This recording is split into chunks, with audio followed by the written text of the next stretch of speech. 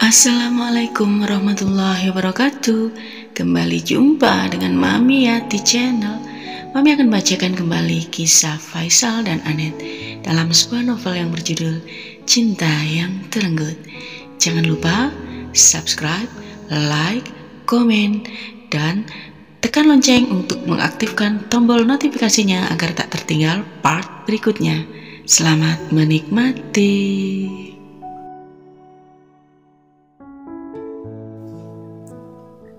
Anet kembali menjelaskan kepada Dani agar anak laki-lakinya itu paham. Teknisnya begitu, pada pelaksanaannya tentu berbeda, Dani. Ikutlah dengan papamu 1 atau 2 bulan. Nanti kau berikan alasan apa saja supaya kamu balik ikut mama. Tak perlu mama ajari lagi, kamu bisa mencari alasan yang tepat kan? Misalnya tidak kerasan tinggal bersama ibu tirimu,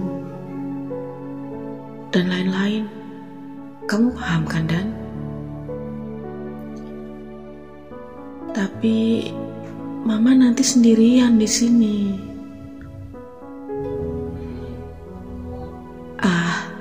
Jangan sentimental begitu, Dan. Kamu kan laki-laki. Mama saja tidak. Oh ya, sudah terpikirkan oleh mama. Mungkin rumah ini akan mama sewakan saja, dan mama tinggal di rumah opa-opamu. Apa bisa begitu, Ma? Memangnya rumah ini bukan punya mama dan papa? Oh tidak, semua harta, baik rumah, perhiasan dan simpanan di bank milik opamu yang menjadi milik mamamu. Papamu itu kan baru berhasil 10 tahun ini. Secara material, dia tidak memiliki banyak harta atau simpanan.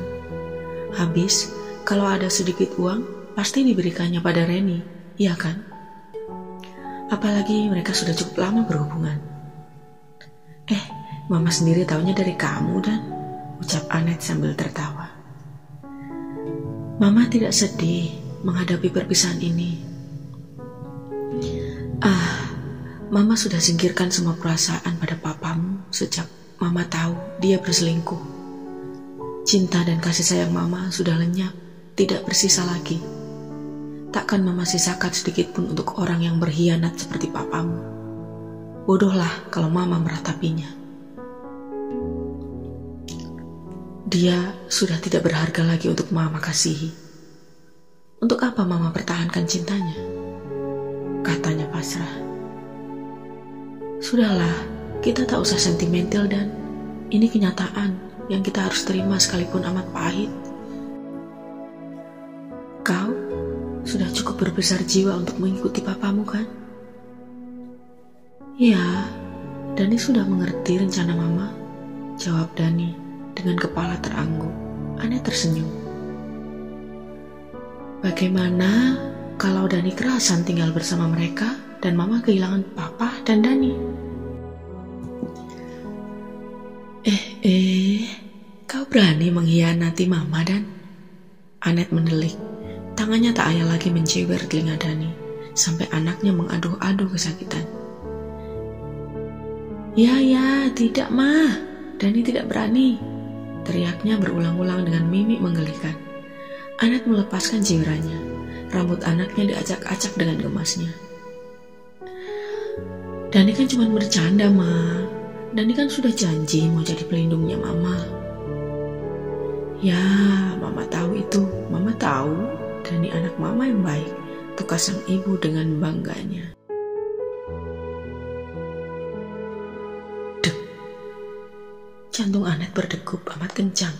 Wajahnya memucat. Ketegangan dalam dirinya memuncak. Kurir ayahnya yang ditugaskan mencari tahu siapa pemilik agen yang menjegal pendistribusian barang-barangnya menundukkan kepalanya dalam-dalam. Jadi pemilik sebelumnya sudah menjual agennya pada... Iya, Bu, pada pemilik yang baru. Namanya Faisal Sumampau, ulang si kurir takut-takut. Bergemuruh dada Anet mendengar nama yang satu itu dan kenyataan yang sedang dihadapinya. Dengan punggung tangannya dihapus keringat yang membasahi leher dan dahinya. Napasnya memburu Ditariknya napas pendek-pendek, dihela napasnya agak tertahan, tidak lepas bagaimana biasanya. Dia begitu panik menghadapi krisis tersebut. Baiklah, kembalilah bekerja. Kalau ada tugas lain, nanti akan saya beritahu, kata Anet mengusir anak buahnya.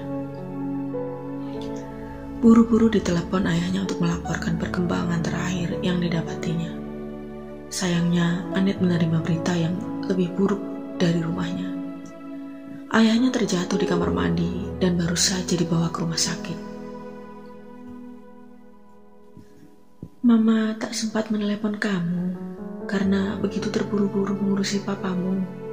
Kebetulan, Mama baru pulang untuk mengemasi pakaiannya. Apa kamu mencari papamu, An? Perasaan saya tak enak, Ma. Jadi saya telepon. Oh ya, di mana papa dirawat? Saya langsung ke sana. Tanya Anet berniat menyusul ke rumah sakit. Sepanjang perjalanan hati Anet gelisah. Masalah yang dihadapinya bertubi-tubi sejak perceraian dengan Faisal. Sepertinya mantan suaminya sakit hati atas campur tangan ayahnya dalam menyelesaikan perceraian mereka. Barang-barang yang dibawa pergi oleh Faisal hanyalah pakaian dan keperluan pribadinya sehari-hari. Tidak lebih dari itu. Harta berupa barang tak bergerak yang berasal dari orang tua Anet tidak bisa diklaimnya sebagai miliknya. Sakit hati Faisal berlarut-larut dengan diketahuinya Anet terjun dalam bisnis ayahnya. Entah bagaimana caranya, mantan suaminya mengetahui sepak terjangnya. Tahu-tahu Anet mengalami kesulitan besar dalam memasarkan barang-barangnya. Toko supermarket atau toserba yang menjadi pelanggan mendadak menghentikan permintaan atau kiriman barang. Lantas, Anet menugaskan karyawannya untuk menyelidiki. Hasilnya amat mengejutkan. Para pelanggannya sudah mendapatkan pemasok baru yang menawarkan harga barang lebih miring dari agennya. Harga yang ditawarkan tidak main-main, harga modalnya. Kalau Anet mau berperang harga dengan menurunkan harganya, matilah bisnis ayahnya. Dalam kebingungan, kepanikan, dan ketidakmengertiannya, Anet bertahan untuk sementara. Dia berusaha mencari pelanggan baru, tapi belum banyak berhasil. Hanya beberapa toko kecil yang bisa digaitnya menjadi pelanggan. Masih ada tindakan yang dilakukan Anet.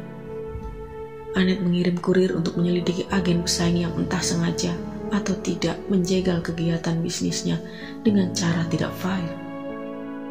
Dan barusan diketahui kunci permasalahan yang dihadapinya. Agen pesaing baru ternyata adalah Faisal, mantan suaminya. Lamunannya buyar setelah Anet tiba di rumah sakit. Ditemuinya ayahnya yang terbaring dengan wajah pucat. Papa tidak apa-apa. Hanya kaki papa sedikit terkilir saja. Mamamu sudah panik dan berkeras membawa papa ke sini. Nah, itu mamamu baru datang. Sudah lama, Aneh? Tanya ibunya, langsung membenahi pakaian dan barang-barang yang dibawanya. Baru saja, Ma, jawab Anet sambil membantu ibunya. Bagaimana order yang masuk hari ini, An? Aduh, Papa ini jangan memikirkan bisnis, biar semuanya diurus Aneh. Papa kan baru mengundurkan diri, beri kesempatan yang muda-muda untuk menangani bisnisnya. Percayalah, Mama, lihat Aneh mampu kok, kata ibunya melirik suami dan anaknya bergantian. Ya, Mama benar, Pak. Papa jangan terlalu memikirkan bisnis kita. Papa perlu beristirahat biar cepat sembuh. Pasti Anet akan melaporkan perkembangan terakhir usaha kita. Firasat Papa kok tidak enak? Oh ya, bukankah hari ini kurir itu harus memberikan laporannya? Apa hasilnya, An? Papa ingin tahu, itu saja. Papa janji kalau sudah tahu soal itu, Papa akan tutup mata dan tutup telinga. Semuanya biarlah kamu yang menangani. Nah, apa kata kurir itu, An? Ani ragu-ragu menjawabnya. Ibunya sudah menyela dengan menyarankan ayahnya untuk diam, tidak bertanya soal bisnis sedikit pun. Bahkan dengan nada mengancam, ibunya memberitahukan dirinya lah yang akan menemani suaminya malam ini di rumah sakit supaya suami dan anaknya tidak berkesempatan berbincang-bincang perihal bisnis selagi dirinya tak ada. Mama, keluh ayahnya memprotes. Sudahlah, Pak, yakinlah Anet bisa mengatasinya. Bukankah Papa sudah mempercayakan usaha peragenan itu pada Anet? Tanya Anet memanis-maniskan senyumnya. Di hadapan ibunya, ayahnya menjadi tidak berkutik. Demikian pula dengan dirinya. Anet memutuskan untuk tidak memberitahu perkembangan terakhir pada ayahnya. Terlalu riskan, sebab menyangkut mantan suaminya. Setelah cukup lama berbincang-bincang, Anet pulang. Tapi ia tidak pulang ke rumah, melainkan ke kantornya. Di sana, dia merenung lama, sembari membolak-balik tumpukan berkas di mejanya. Sampai suntuk kepalanya mempelajari isi berkas yang menggambarkan kekacauan bisnisnya. Sepinya order, harga-harga penjualan yang diturunkan secara bertahap, konsep brosur-brosur atau surat-surat promosi dan lain-lainnya. Semua usahanya tidak menunjukkan hasil memadai. Anet beruntuk dalam hatinya. Ia menyesal pernah menyarankan Faisal memperdalam studi di bidang ekonomi. Hingga kepandaiannya sekarang dipergunakan untuk menghancurkan bisnisnya. Berapa lama lagi Anet bisa bertahan? Dia amat ngeri membayangkan. Lihat saja, tumpukan barang-barang di gudang, sebagian kecil sudah mulai rusak. Karyawan-karyawan yang lebih banyak menganggur ketimbang bekerja. Pengeluaran rutin tidak bisa dikurangi. Tumpukan masalah sudah terbayangkan. Bagaimana lagi Anet mengatasinya? Dia hempaskan tubuhnya di atas kursi. Saat itu ia teringat akan anaknya yang masih berada di rumah Faisal. Sudah 3 bulan lebih Dani mengeram di sarang musuhnya. Selama waktu itu, beberapa kali Dani menelpon, sekedar say hello belaka. Tidak ada pembicaraan yang penting yang disampaikan atau dibahas. Apa pula yang sudah terjadi dengan diri anaknya? Jangan-jangan Dani sudah lupa dengan janjinya?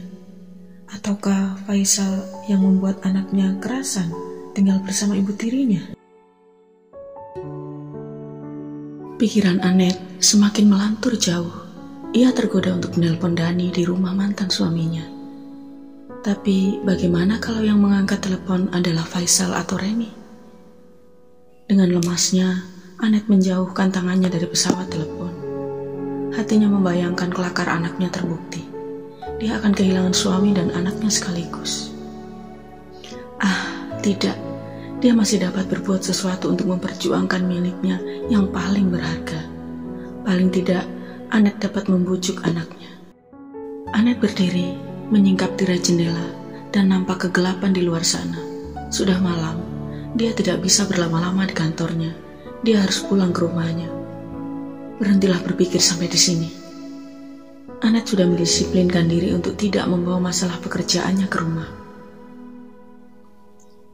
Setibanya di rumah, pembantunya memberitahu bahwa Dani baru saja pergi mencarinya.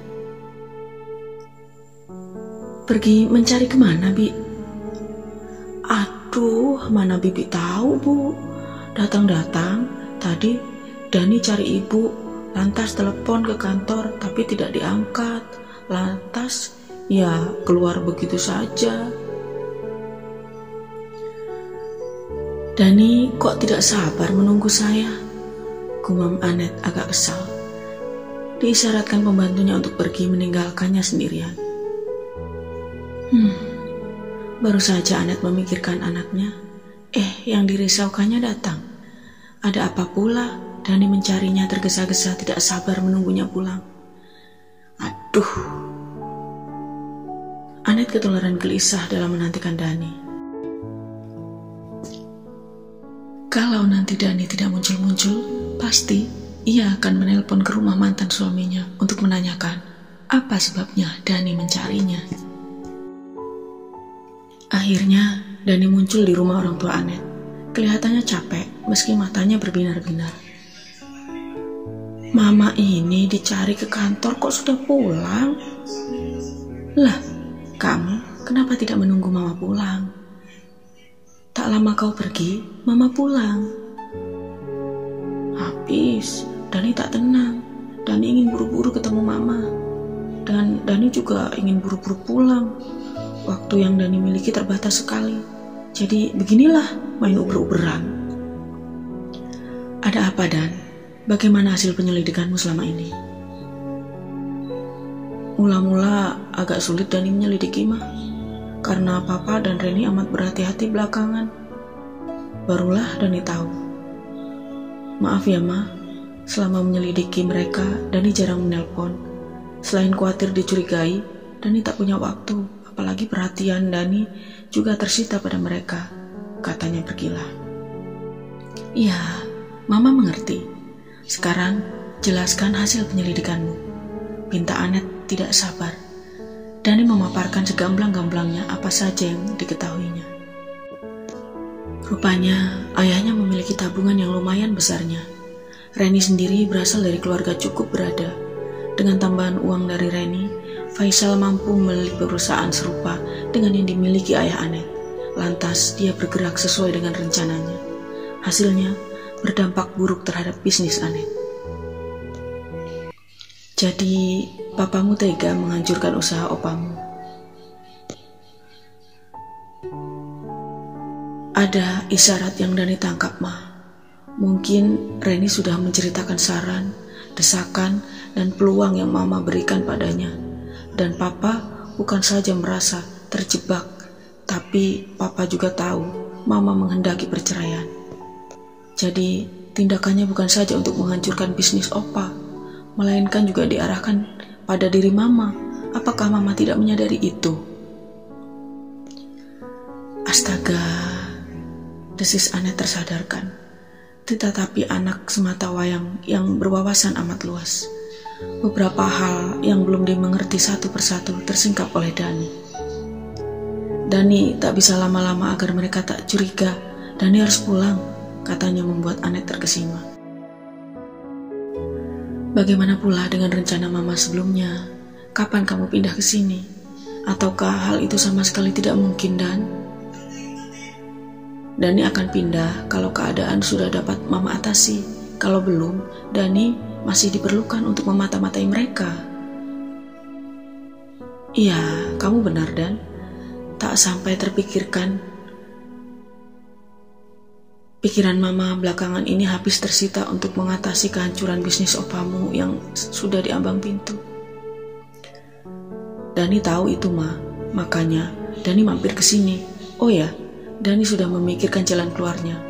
Dani dapatkan pemikiran ini setelah sekian bulan bergelut mengikuti sepak terjang Papa dalam bisnis barunya.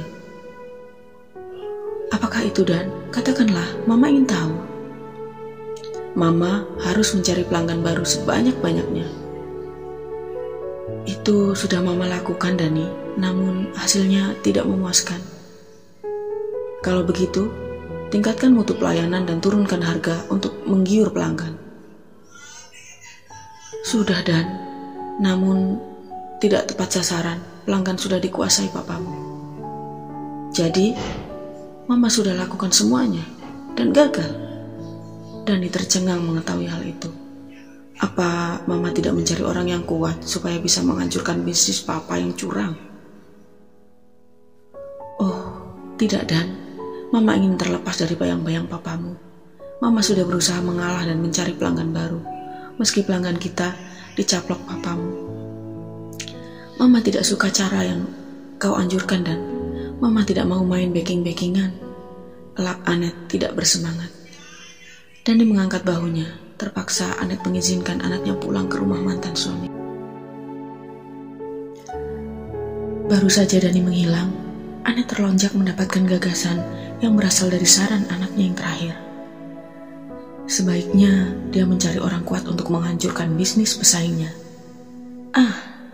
Bukankah seperti itu gagasan yang baru didapatnya? Sekonyong-konyong Anet teringat mantan atasannya yang mempunyai pengaruh kekuasaan yang cukup besar. Setelah menyelesaikan kuliahnya, Anet sempat bekerja setahun pada perusahaan properti sebagai sekretaris. Sayangnya dia cepat menikah hingga terpaksa berhenti bekerja. Ya, Anet akan menemui Pak Alam, mantan atasannya yang menyesalkan keputusannya berhenti karena pekerjaannya sangat memuaskan. Meskipun lingkup beliau bukan bergerak di bidangnya, Anet mencoba minta bantuan sekiranya beliau bersedia. Tak ada salahnya dicoba. Anet masih ingat pesan atasannya ketika menghadiri pesta perkawinannya. Kapan saja Anet mau kembali bekerja, akan diterimanya, dan janganlah segan-segan meminta bantuannya bila menemui kesulitan. Lantas, apa rencana selanjutnya bila mantan atasannya itu mau menolongnya? Anet tak akan berbalik menghancurkan bisnis Faisal. Dia bertekad membangun bisnisnya tanpa terusik kehadiran Faisal. Akan dibuktikan ketegaran dan ketangguhannya dalam mengelola bisnis ayahnya. Tak dibiarkannya kehancuran menggerogoti dan meruntuhkan perusahaan yang sudah dengan susah payah dirintis oleh ayahnya. Senyum Anet terkembang, menyadari gagasannya amat baik dan pantas dicoba. Lalu, segala sesuatunya dipersiapkan. Ia menelepon terlebih dahulu untuk memastikan perusahaan mantan atasannya masih beralamatkan di lokasi yang pernah diketahuinya. Leganya Anet mengetahui lokasi kantor mantan atasannya tidak berubah atau pindah. Penerima teleponnya yang petugas keamanan memberi keyakinan itu padanya. Jadi, Pak Alam keluar negeri? Tanya Anet begitu terhempas. Laki-laki muda yang bernama Reza dan berjabatan sebagai manajer memberikan kabar itu. Suatu kabar yang kurang menyenangkan bagi Anet. Ya, baru 2 hari yang lalu beliau terbang. Kapan beliau kembali? Bulan depan. Bulan depan? Begitu terperanjatnya Anet mendengar hal itu. Ya, bulan depan. Habis banyak kegiatan yang harus diikutinya. Entah seminar, melobi pengusaha asing, dan lain-lain. Barangkali ada yang bisa saya bantu untuk... Saya Anet, panggil saya Ani. Oh ya, apa yang bisa saya bantu untuk Ibu Ani? Aduh, gimana ya? Anet kebingungan menjelaskannya. Suaranya terdengar mengambang, tidak tertuntaskan dengan baik. Bagaimana kalau minta nomor teleponnya saja? Anda diberitahu hotel tempat beliau menginap, bukan? Wah, saya tidak boleh sembarangan memberitahu. Oh ya, maaf, Anda ini siapa? Kalau boleh saya tahu, supaya saya tidak ragu lagi memberikan nomor telepon Pak Alam.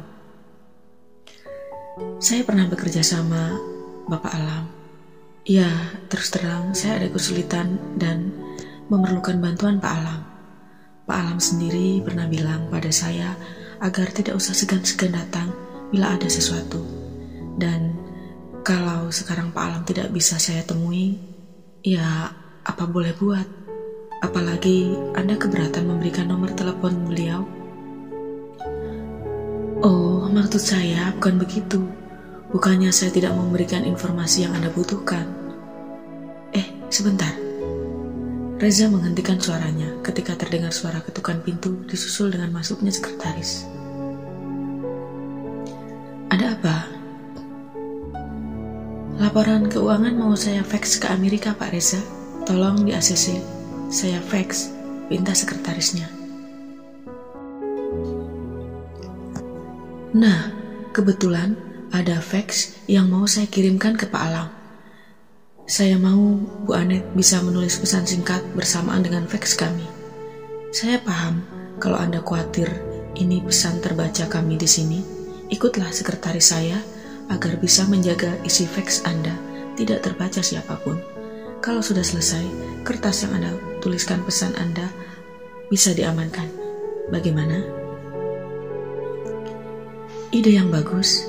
Kalau begitu, boleh saya minta kertas dan pennya? Annette mendapatkan yang dimintanya. Lantas, ia menuliskan pesannya cukup singkat dan jelas. Sesuai dengan pengarahan Reza, Annette mengikuti sekretaris Reza mengirimkan faksimil untuk mantan atasannya. Laporan keuangan yang akan dikirimkan diletakkan dengan kertas berisikan pesan singkatnya. Setelah itu, sekretaris Reza memisahkan laporan keuangan dengan kertas berisi pesannya yang dikembalikan padanya. Dengan tangan menimang-nimang kertas berisi pesannya, Annette kembali ke ruangan Reza. Laki-laki itu duduk dengan gaya simpatik. Sudah, Bu Annette? Sudah, Pak Reza. Terima kasih atas kesempatan yang Anda berikan. Oh ya, saya mau berpamitan. Karena ucapan Annette terputus ketika pesawat telepon Reza berdering. Reza pun menyambutnya dan ekspresi wajahnya berubah setelah mengetahui siapakah penelponnya. Oh iya Pak. Pak Alam? Iya, begitulah. Suara Reza terdengar terpotong-potong. Bu Annette, kebetulan Pak Alam ada di tempat dan menerima faksimil yang baru Anda kirimkan. Sekarang beliau ingin berbicara dengan Bu Annette. Silakan, katanya mengangsurkan gagang telepon. Annette menerimanya. Akhirnya mereka berbicara di telepon membahas pertolongan apa yang dibutuhkan Annette. Ya, saya mengerti Annette. Tidak cukup rileks menyatakan kesulitan sekarang lewat telepon. Kalau persoalanmu tidak terlalu mendesak, kamu bisa menunggu saya kembali. Tapi, kalau begitu mendesak, jangan segan-segan menyampaikan pada Reza. Saya sudah menginstruksikannya untuk membantumu. Dia orang yang kupercayai dan kuandalkan. Jangan ragu-ragu padanya, oke? Annette kebingungan bicara, padahal mantan atasannya sudah mengisyaratkan pembicaraan mereka berakhir. Untunglah, Reza beranjak keluar hingga Annette dapat bebas berbicara tanpa khawatir terdengar Reza. Begini Pak Alam, saya baru saja bercerai dan mengelola bisnis orang tua saya. Dan saya mengalami kesulitan karena mantan suami saya itu yang mengambil alih sebagian besar pelanggan kami dengan cara-cara yang tidak fair. Menurut Pak Alam, apakah bisnis saya itu ditutup saja atau dijual selagi kerugian kami belum banyak? Atau ada cara lain? Tanya Annette memaparkan kesulitannya. Wah, jangan ditutup Annette. Saya rasa ada cara untuk mengatasinya. Cobalah kamu berkonsultasi dengan Reza. Pemikirannya amat brilian. Makanya saya percayakan perusahaan di tangannya. Reza juga bisa meminta bantuan beberapa relasi bisnis saya yang bergerak di bidang supermarket. Jangan putus asaan. Dalam bisnis, jegal-menjegal itu sudah sering terjadi. Kau harus kuat. Reza akan membantumu. Dia bisa diandalkan, oke? Oh ya, salam saya untuk ayah dan ibumu ya. Nanti akan saya pantau perkembangannya lewat Reza. Sampai nanti Annette, katanya mengakhiri pembicaraan. Annette meletakkan telepon dengan hati-hati dan menantikan Reza kembali. Dari pembicaraan mantan atasannya, Annette mendapat kesan kalau Reza amat dipercaya dan diandalkan. Mudah-mudahan saja laki-laki itu dapat menolongnya keluar dari kesulitan dan rongrongan Faisal. Maaf, agak lama saya meninggalkan Bu Annette, kata Reza memasuki ruang kerjanya. Kalau Bung Reza sibuk, saya mau pamit saja. Sama sekali tidak sibuk, Bu. Saya punya waktu untuk berbincang-bincang dengan Bu Annette. Sebagian tugas sudah saya instruksikan lewat sekretaris saya. Jadi pembicaraan kita tak terganggu. Saya sudah mendapatkan mandat dari Pak Alam untuk membantu Bu Annette. Mudah-mudahan Bu Annette sendiri tidak kecewa karena Pak Alam tidak dapat menolong Ibu. Tak apa-apa bila diwakilkan pada saya kan? Annette tersipu-sipu menghadapi tutur kata Reza yang bersahaja. Kerendahan hatinya berkesan di hati Anet. Kalau saja Pak Alam tidak memuji kehandalan Reza, Anet tak akan tahu keistimewaan laki-laki di hadapannya itu. Terima kasih sudah menyimak. Nantikan kisah selanjutnya hanya di Mami Hiyati Channel. Jangan lupa share di media sosial yang kalian punya. Wassalamualaikum warahmatullahi wabarakatuh.